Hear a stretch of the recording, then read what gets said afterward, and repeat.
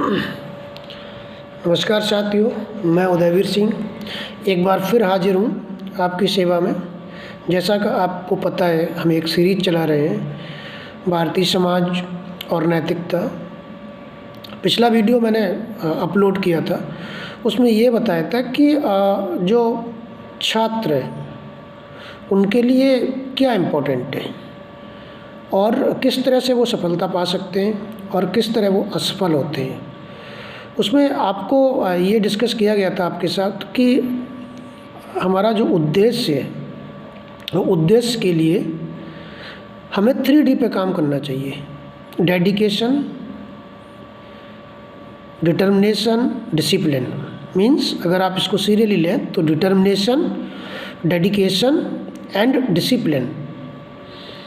Determination आप तभी कर लेते हो जब आपने डिसाइड किया कि आपको कुछ बनना है, यानी आपने निश्चय कर लिया। अब उसके लिए समर्पित होना बहुत ज़रूरी है। अगर हम डेडिकेशन की बात करें, यानी समर्पण हमारा बहुत ज़रूरी है।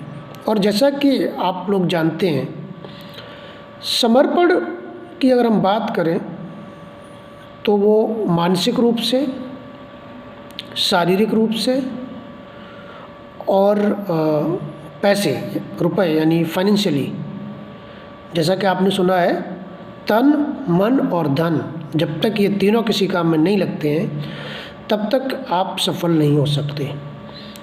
तो समर्पण के लिए तन, मन और धन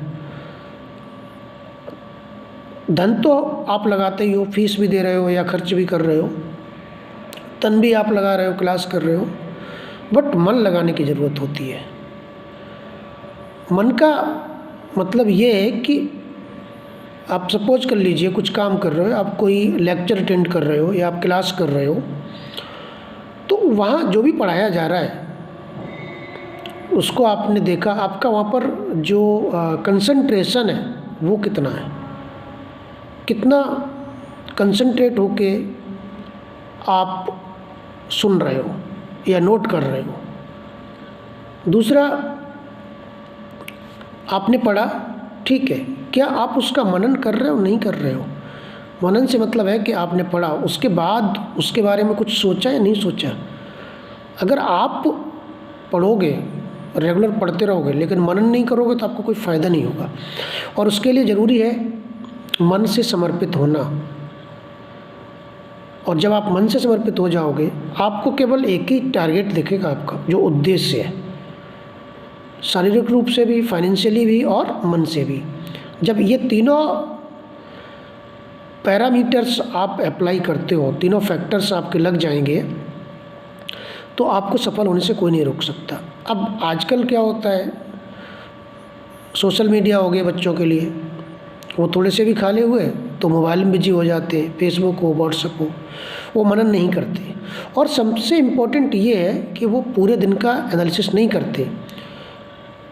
मेरा मतलब यहाँ पर ये है कि उनके पास अपने लिए 15 मिनट नहीं है। ज़रूरी ये है कि शाम को या सोने से पहले या जब भी आप अपने आप को 15 मिनट दीजिए और वहाँ पर ये सोचिए कि आपने पूरे दिन में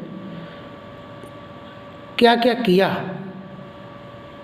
और उसमें से आपके उद्देश्य पूर्ति के लिए कौन कौन से काम मुख्य थे।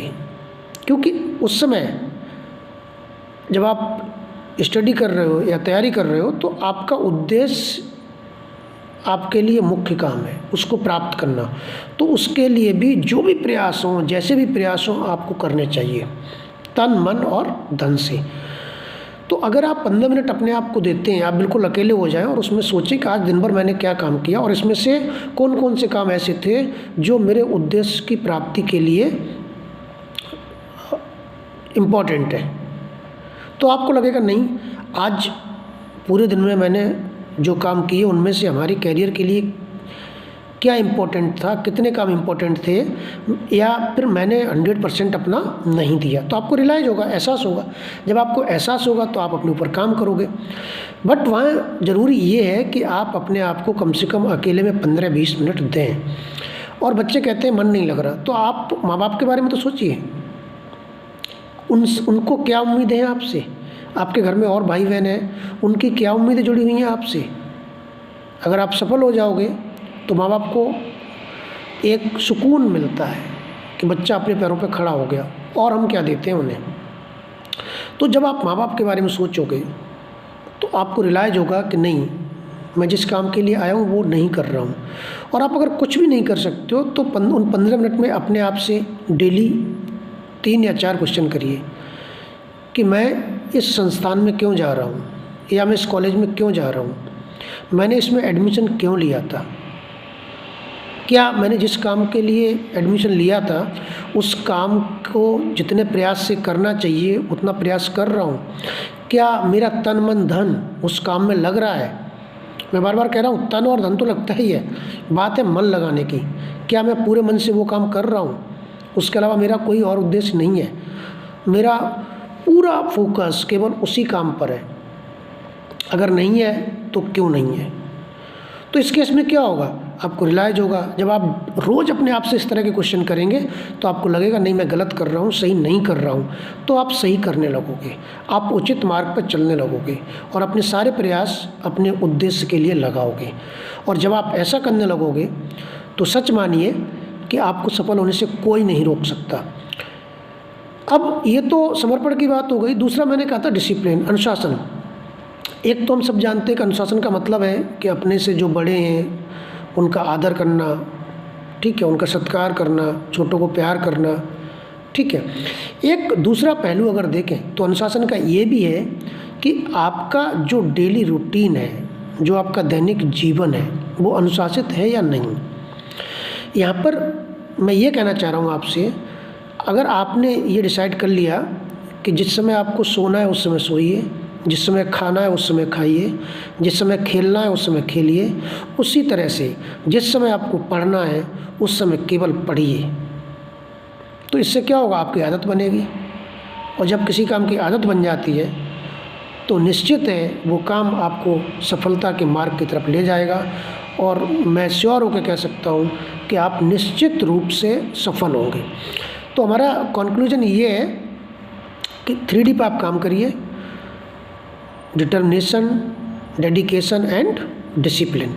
अगर आप इन सबको फॉलो करते हैं तो आपको सफल होने से कोई नहीं रोक सकता। दूसरा, जब भी आपका मन नहीं लग रहा है तो माँ बाप के बारे में ज़रूर सोचिए कि वो आपके लिए क्या कर रहे हैं, वो इतना पैसा आपको कैसे दे रहे हैं, आपके लिए जेब खर्चा कैसे दे रहे हैं, और घर में छोटे भाई बहन हैं उनको मुझसे क्या उम्मीद है। कभी कभी ये होता है मध्यम वर्गीय परिवारों में कि हमसे जो छोटे हैं उनको उम्मीद होती है कि भैया या बहन जो भी पढ़ रहे हैं वो सफल हो जाएंगे, वो सेटल हो जाएंगे तो हमें राहत मिल जाएगी। तो कम से कम हम उनकी उम्मीदों को तो ना तोड़ें, कम से कम माँ बाप की उम्मीदों को तो ना तोड़ें, कम से कम अपने पड़ोसियों को अपने ऊपर हंसने का मौका तो ना दें।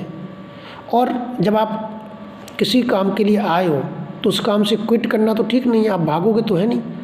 तो फिर क्यों ना हम पूरे मन से और अपनी पूरी ऊर्जा से उस काम को करें, उसमें तन मन धन लगा दें, जिससे आपके लिए सफलता के द्वार खोलेगी और निश्चित खोलेगी।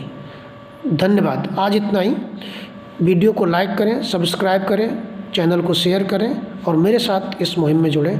धन्यवाद। नमस्कार।